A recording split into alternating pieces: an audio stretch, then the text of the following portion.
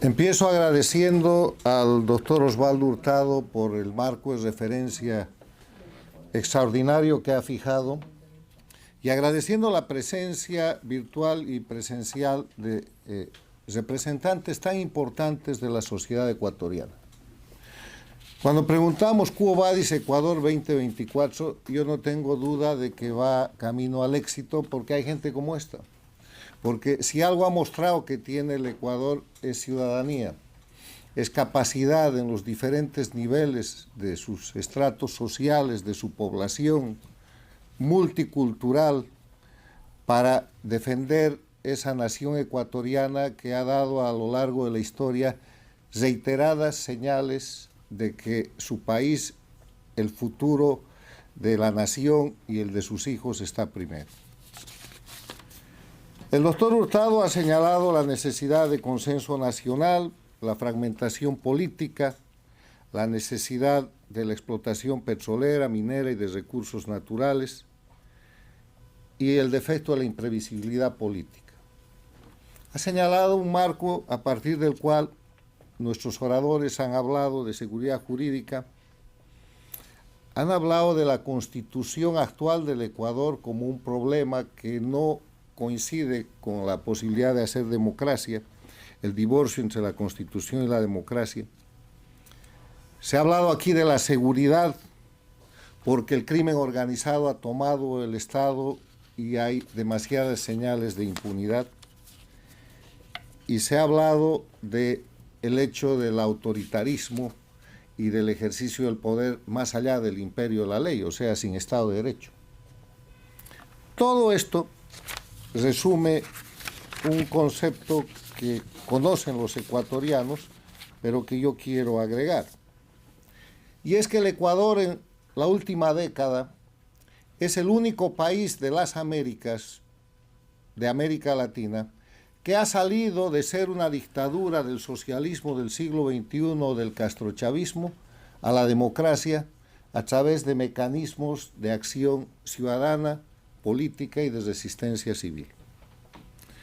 Porque, y esto también hay que puntualizar, lo que ha pasado en este siglo en el Ecuador y lo que pasa ahora no es un proceso nacional, no es un proceso ecuatoriano, es un proceso transnacional que marca absolutamente a toda la región, donde la confrontación, el eje de confrontación en el siglo XXI, ha dejado de ser un eje de confrontación político para trasladarse al eje de confrontación entre el crimen organizado y la libertad, que se refleja en la confrontación entre las dictaduras y las democracias.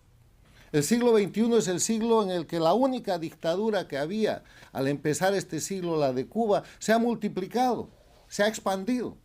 Ha hecho dictaduras en Venezuela, ha hecho dictaduras en Bolivia, en el Ecuador, en Nicaragua. Ecuador ha salido de ahí, pero quedan las otras dictaduras. Dictaduras con presos políticos, como los que tuvo el Ecuador en el régimen de Correa, a los que fueron a auxiliar los miembros de nuestro Comité de Derechos Humanos para pedir su libertad. Dictaduras con asesinatos políticos, como el que todavía ha sido víctima el Ecuador con el asesinato de Fernando Villavicencio, en pleno proceso democrático. Dictaduras con exilio, dictaduras con tortura y dictaduras con la creación de un sistema que llaman jurídico, pero que es un conjunto de leyes infames que en lugar de sostener el Estado de Derecho, los derechos humanos y la democracia, los violentan. Entonces, en ese escenario, tenemos que entender que el Ecuador lidera el proceso de transición de las dictaduras del socialismo del siglo XXI, del castrochavismo, hacia la democracia. Pero que ese proceso, empezado por el presidente Lenín Moreno, no ha terminado. Porque un sistema dictatorial termina cuando se tocan a profundidad dos elementos. Primero, se cambia su sistema jurídico. Las dictaduras del socialismo del siglo XXI crean sistemas jurídicos, crean constituciones. El constitucionalismo castrochavista es un constitucionalismo que rompe los principios republicanos para establecer a título de constituciones instrumentos para instaurar e institucionalizar dictaduras. Y de ese tipo es la dictadura actual del Ecuador. De ese tipo es la constitución actual del Ecuador, no la dictadura. lo primero que se tiene que hacer para romper una dictadura es quebrar y reemplazar el sistema jurídico dictatorial por el sistema jurídico republicano. Y ahí el Ecuador tiene un problema con la Constitución de Correa, que no es otra cosa que el reflejo del constitucionalismo castrochavista, impuesto, si ustedes revisan históricamente, por la denominada Universidad de Valencia, pagada por Cuba y Venezuela, que escribe la Constitución de Chávez en Venezuela, la de Evo Morales en Bolivia, la de Correa en el Ecuador, y que maneja una facultad, una especialidad de Derecho Constitucional en la Universidad de La Habana. O sea que ya pueden ver ustedes el tipo de constitucionalismo que tenemos. Y el segundo elemento es la no impunidad. No se sale de un proceso dictatorial con impunidad. Y es lo que fracasó el 2019 en Venezuela. No rompieron el sistema jurídico, no establecieron el principio de no impunidad. Falló el mismo año en Bolivia con el año de gobierno que tuvo que ser de transición y fue de continuismo. Y el Ecuador va por buen camino. Y va por buen camino porque ha logrado, a través de todo lo que se ha explicado aquí, identificar el enemigo. Y el enemigo es el crimen organizado, pero no es el crimen organizado de los asaltantes o los asesinos de la calle. Es el crimen organizado en manos de gente que opera con máscara política. Es el crimen organizado preparado, instaurado, alentado e institucionalizado en el Ecuador por un partido, un grupo político liderado por Rafael Correa, que era el operador principal del socialismo del siglo XXI, del castrochavismo, y que sigue siendo el operador principal en el Ecuador. Por eso en todas las elecciones van a ver ustedes el candidato o la candidata de Rafael Correa desafiando al resto del Ecuador para tratar de que ese títere del socialismo del siglo XXI vuelva a tomar el poder y le dé impunidad a Rafael Correa, para repetir lo que han hecho en otros países, como por ejemplo en el Brasil, donde sacan de la cárcel y cancelan sentencias ejecutoriadas para llevar a los miembros de su grupo delictivo nuevamente a la presidencia. Esa es la gran amenaza del Ecuador. Por eso, en las elecciones que vienen el próximo 9 de febrero de 2025, vamos a ver de nuevo un eje de confrontación que es el de la dictadura, con algún candidato que Correa y el castrochavismo digital desde Cuba y Venezuela invente, muy fuerte, sobrefinanciado, asentado en el crimen organizado. ¿Por qué? Porque ellos son el crimen organizado.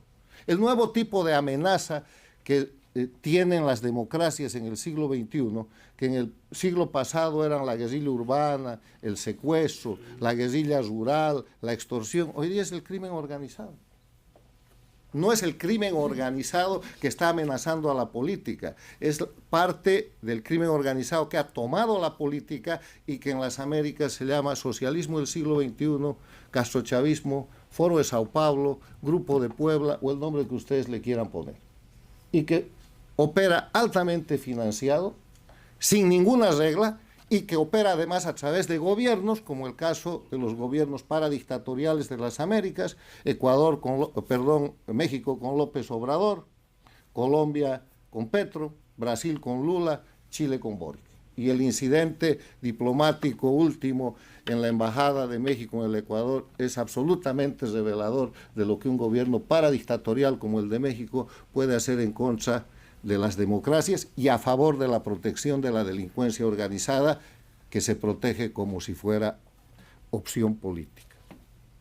El Ecuador va bien, pero para la próxima elección, que está muy cerca, lo que necesita el bloque de la libertad, el bloque de la democracia del Ecuador, que es la mayoría del Ecuador, yo creo que supera el 80%, es presentar un mecanismo con un plan de gobierno, con una propuesta que permita terminar definitivamente con la dictadura, reemplazando su sistema jurídico y evitando la impunidad, empezando por la captura del ex dictador Rafael Correa, condenado a 8 años de cárcel con sentencia ejecutoriada, que se pasea como asesor y como pseudo intelectual por todas las dictaduras y gobiernos paradictatoriales de las Américas.